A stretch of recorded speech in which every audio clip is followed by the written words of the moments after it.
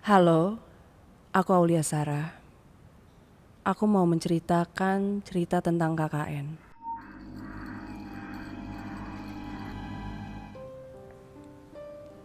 Halo, ini cerita saya dan teman-teman saat KKN. Kelompok KKN kami terdapat 5 orang anggota. Kami berangkat KKN dari kampus menggunakan mobil sewaan yang sudah kami pesan jauh-jauh hari. Lokasi KKN kami tidak terlalu masuk ke pedalaman atau hutan.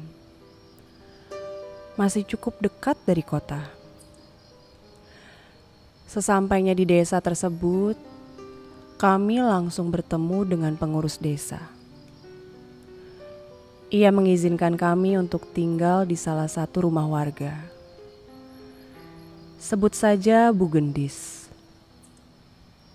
Rumahnya cukup luas dan memiliki beberapa kamar. Kami menentukan kamar untuk dibagi-bagi. Setelahnya, kami berkumpul untuk membagi tugas.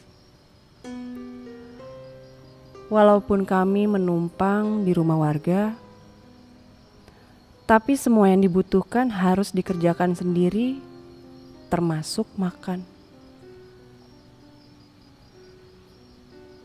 Malam harinya, sebelum tidur, kami sudah masuk ke kamar masing-masing. Aku mendapatkan bagian kamar bersama teman kelompokku. Sebut saja Sari. Karena sudah hampir larut dan juga lelah akibat perjalanan, kuputuskan untuk tidur terlebih dahulu. Tengah malam, aku terbangun dari tidur karena mendengar suara orang menangis. Ternyata temanku Sari sedang menangis. Ia bilang alasan menangis karena ibunya baru saja menelpon dan mengatakan hal yang membuatnya haru. Tiba-tiba pintu kamar diketuk dari luar. Ternyata Bu Gendis yang datang dan ia membuka pintu.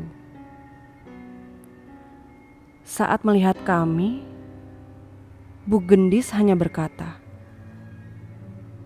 "Kebangun ya, Nduk. Sudah, tidur lagi." Kemudian ia pergi. Pagi harinya, kami sudah siap untuk menjalankan proker KKN. Kami bersama-sama berjalan menuju lokasi, membawa bekal makan siang untuk kami nantinya, karena lokasi cukup jauh dari rumah singgah. Sesampainya di lokasi, kami fokus mengerjakan proker hingga makan siang tiba. Kami berkumpul untuk makan siang dan ditutup dengan foto-foto bersama sebagai kenang-kenangan. Beberapa hari terlewati. Proker kami berjalan baik-baik saja. Sudah sekitar 2 minggu kami berada di desa ini.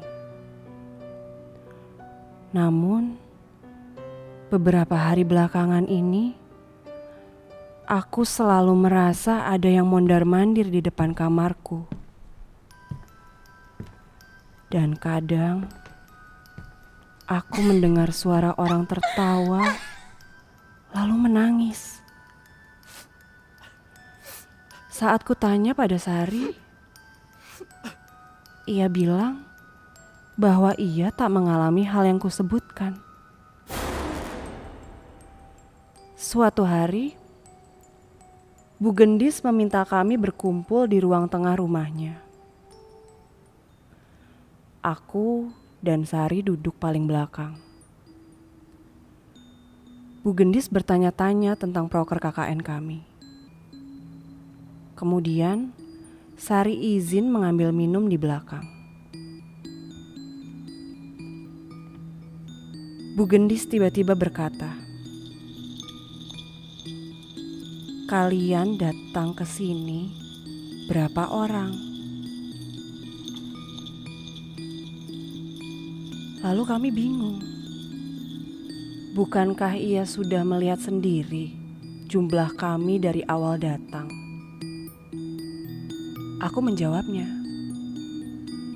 "Kita berlima, Bu. Memangnya ada apa?" Bu Gendis menghela nafasnya. Kemudian, kalimat yang diucapkan membuat kami semua terdiam. "Kalian hanya berempat datang ke sini sejak awal. Sosok teman kalian yang bernama Sari itu tidak ada." Bulu kuduku merinding. Teman-temanku lainnya menatapku. Lalu, siapa yang selama ini bersama saya dan teman-teman saya, Bu? Aku memberanikan diri bertanya. Bu Gendis menjelaskan bahwa sosok yang ikut dengan kami selama ini adalah arwah Sari. Ternyata ia meninggal tepat di hari keberangkatan kami ke desa ini. Ia mengalami kecelakaan saat menuju kampus dan meninggal di tempat. Namun, ternyata kabar tersebut belum sampai ke kami.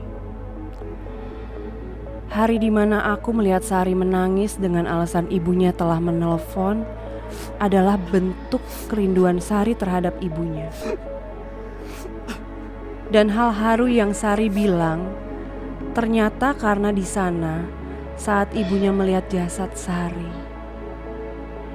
beliau berkali-kali mengucap maaf dan bangga dengan Sari.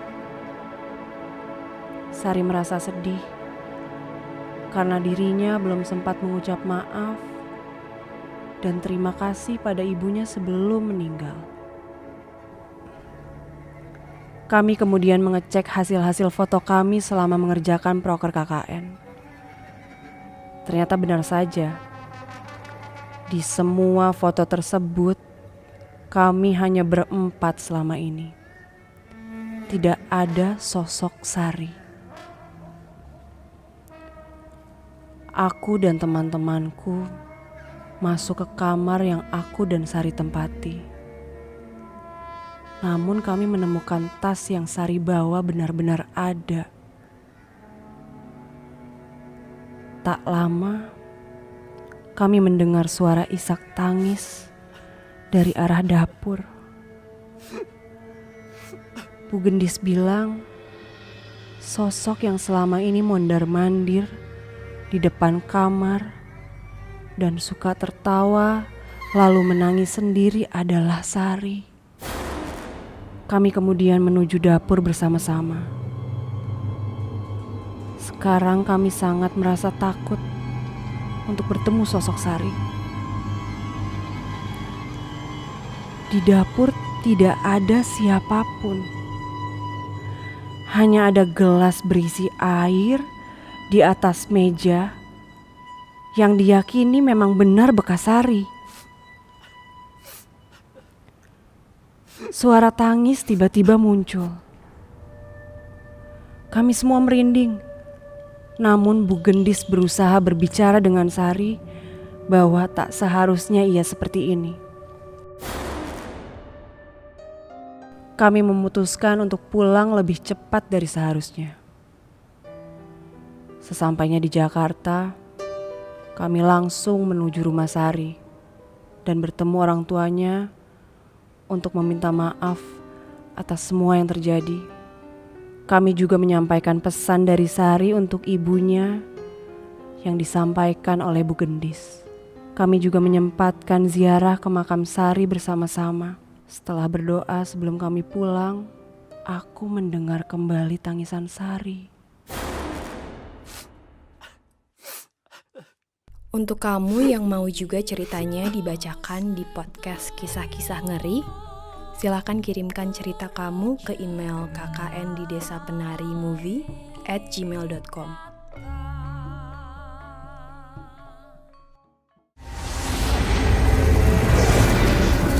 Maaf, Nduk. Nek saya iku Mbah nggak bisa bantu.